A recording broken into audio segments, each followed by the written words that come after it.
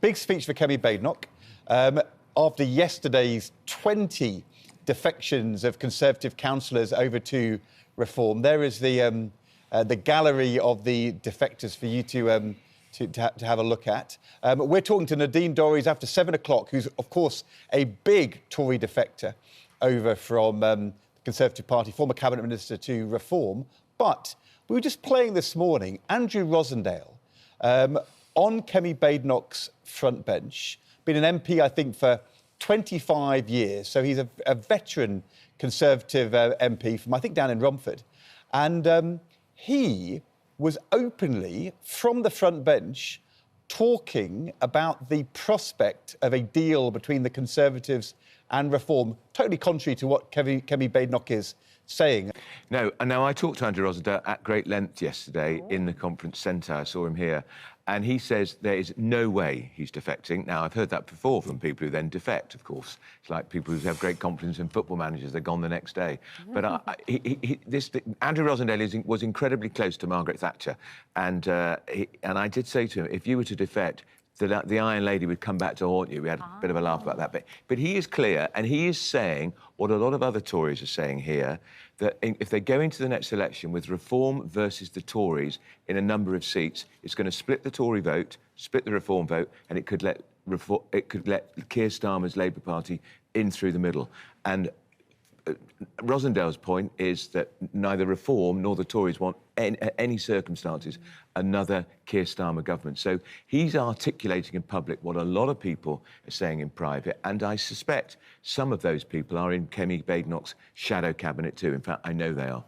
Kevin, a bit awkward on the day of the Tory leader's big speech where she wants to rally people to vote for a Conservative government, and she has one of her own team saying, that's not going to happen unless we do some kind of deal. It is, Susanna, because it's a sign of weakness in the Conservative Party, where it is some people at the top of the Conservative Party, as you say, Andrew, in the shadow cabinet, talking about the need for an electoral pact with Reform. You don't get that talk in Reform because they feel they're on top, they're ahead, but the Conservative Party is overshadowed. Now, Kemi Badenoch has said no way. Nigel Farage has said no way. You'd expect that if you negotiate an electoral pact nearer the time. You don't want to appear weak. Well, Rosendale has looked weak there. But there's a history with Farage here, because in 2019, when he was the Brexit Party, he pulled all his candidates in Conservative seats, so Conservative MPs were more likely to be elected, but he stood them where Jeremy Corbyn Labour was standing, and he got nothing back from the Conservatives. He was expecting favours, he was expecting clear runs for a few Brexit Party candidates, didn't get it. He was expecting a few peerages for his supporters, he didn't get it. So it's not just strategic politics. It is also personal here for Farage. Andrew, a couple of people have been getting in touch with us this morning. Viewers, importantly voters, saying, what would be the point of voting for Reform if it just looks like it's full of Tory party defectors? The whole reason a lot of people want to vote Reform is because they're voting against 14 years of Conservative Party failure. If you just pack the new Reform Party with Conservative failures, isn't that going to put people off? Well, even Danny Kruger, who's the Tory MP who has defected to Reform, when I interviewed him for the Mail a few weeks ago, he said that Reform cannot become a life raft for ex-Tories, failed Tories, disillusioned Tories. I said, hang on, mate, you're on the life raft. That's why you went to Reform. And Reform desperately need, in my view, if they're going to prove to the country that they are all-party, that they appeal to voters in the fabled Labour-Red Wall, they need some Labour defectors. Now, they've had some Labour councillors, but they haven't had a single MP, and I'm told there's only one possibility of a Labour MP that they're looking at. I won't say who it is, because it's not fair, but because they deny it. Well, he would deny it, and but there is one they're looking at. But that is a real issue for reform, that they do not want to be seen as Tory light or just full of ex-Tories who are fed up. Nadine Dorries, of course, was a huge coup for them. They announced it at their party conference. But they do need to show that they've got Labour people coming on side too, and they haven't got them so far. Yeah, Nadine Dorries is desperate for a peerage, and she may get one from Farage if they win the election. She didn't get it from the Conservatives, and it's really what she wanted. For instance, she saw her former friend Andrea defected for far more principled reason than that, Kevin. Far more principled reason. Yeah, of course. But what reform require really to broaden their base are Labour defectors. They do. That's what they need, because they are another Conservative party. They're an ultra-Conservative party. All 5 of their MPs were Conservatives at some stage, including Nigel Farage, who was a big Thatcherite like you. But he jumped over. Lee Anderson was Labour at one point. Yeah, but he was a Conservative MP. He was, yeah. If you go back, you're right, he's Labour. The Runcorn MP, she was a Conservative. Richard Tice, he was a Conservative. They are a Conservative party. They're a right-wing Conservative party, an ultra-Conservative party, which will be part of Labour's attack line as you get closer to a general election. You didn't want the Tories? Well, you vote reform, you'll get the Tories back. You'll get the worst of the Tories. You'll get the most extreme of the Tories who really oppose workers' rights, those who imposed austerity to the deepest extent. I can come up with the attack lines for Labour now myself. Whether it works is another matter, of course, because Labour's got to deliver in power and it'll have a record it'll need to defend. Because in my view, reform's great pitch at the next election will be you're fed up to the back teeth of the main political parties. Labour have been a disaster in government, and they have. And the Tories were pretty awful in the last few years, certainly, and they were.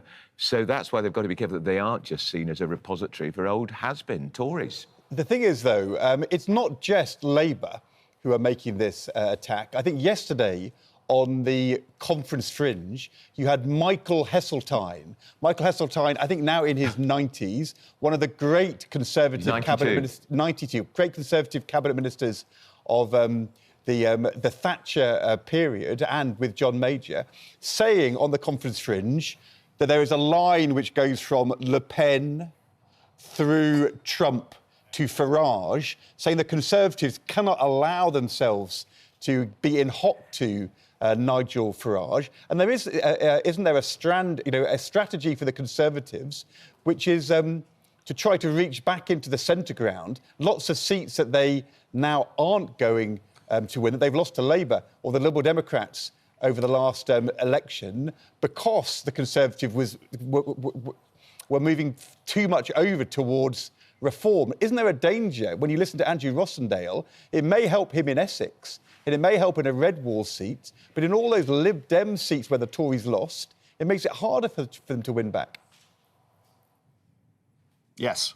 No, absolutely. Look, Starmer's going to go after posh Tories. The Liberal Democrats are looking for one nation Tories like Michael Heseltine, the one-time Tarzan of the Tory party, and they'll go on areas like the environment, because net zero is actually popular, or coming out of the European Convention of Human Rights, joining Putin and Belarus.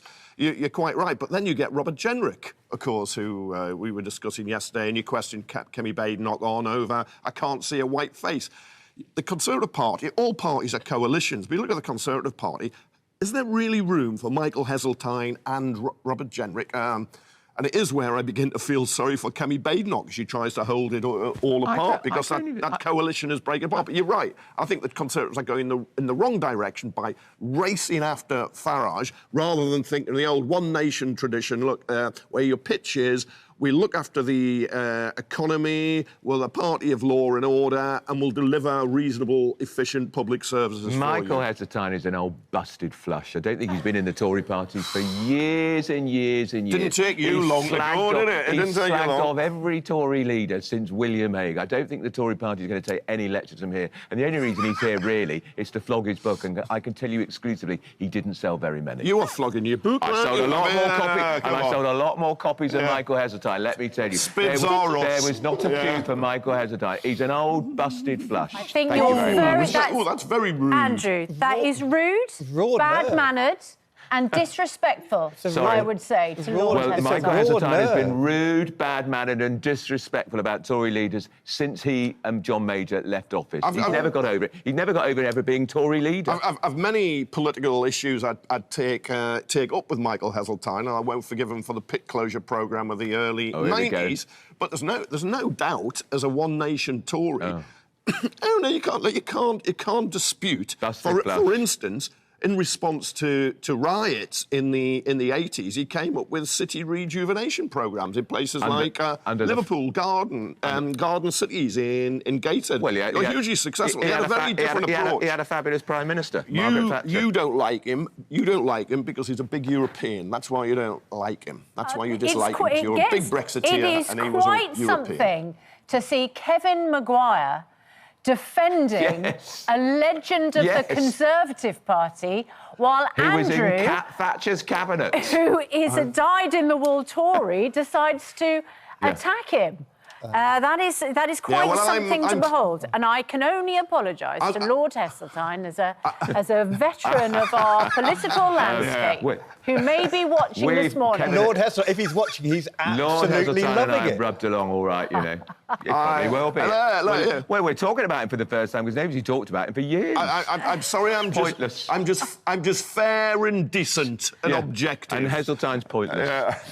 Ooh, it's getting worse here. Look, I know that because anybody who didn't absolutely stick by Margaret Thatcher, your heroine, is unfortunately someone Can you see the cutout of her behind me? That you have to That's throw the very arrows one I have at. in my study. See, I don't think that's what it's about. That's the very one I have in my study, by the way. I think Andrew No, it isn't, actually. No. I've been writing about Michael Heseltine for years. He has slagged off every Tory leader because he's never got the top job himself. He's very disappointed, very disillusioned, very sad that he thinks he's the greatest Tory leader the party never had. And he's slagged off every... I'll tell you, ask William Hague, ask Treaty, Cameron, he slagged them all off. I am right. You know, they're going to put that on your gravestone, aren't you? Here lies Andrew Pearce. I was right. Kevin, into my grave just yet. Can we just segue via Michael Heseltine and his pro-Europeanism, Brexit and its aftermath, into the terrible plight of the steel industry today in the UK, facing massive tariffs, not just from America, but also from the European Union, which we're now going to have to pay on our steel because we're outside the European Union, outside their tariff agreement. And the steel industry say, by the way, the steel industry, which Nigel Farage says he's going to nationalise, the steel industry, which is now saying this is the biggest crisis it has ever faced. And wasn't Michael Heseltine right, Andrew? Well, I thought this government had done a major reset with the European Union. I thought they'd spent a lot of time doing it. They did a big deal with the European Union. They said things post-Brexit and post the Tories that things were going to be great. 50%? That's higher. Those tariffs are higher than Donald Trump is imposing on the British steel industry. What about answering Ed's question? You haven't. He said, wasn't Michael Heseltine right about staying in Europe? Kevin, it's not your programme. It's not your programme, so if you don't mind.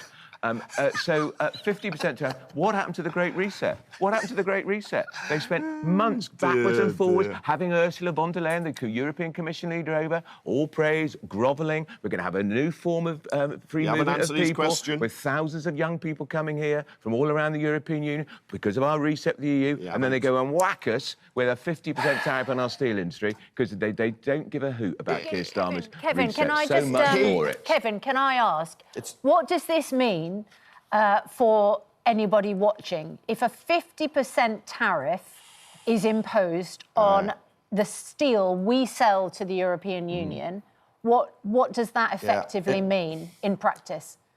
It's kind of very, very worrying if you're in Scunthorpe or you're in Port Talbot or anywhere that steel is made. Because I think it's about 3 billion, 80% of our steel exports go to the rest of Europe. You put tariffs on like that, the price will go up. It'll be very difficult to sell. So that is really concerning. Then there's a knock-on effect in those communities from people running cafes, shops, whatever it is. People can't spend.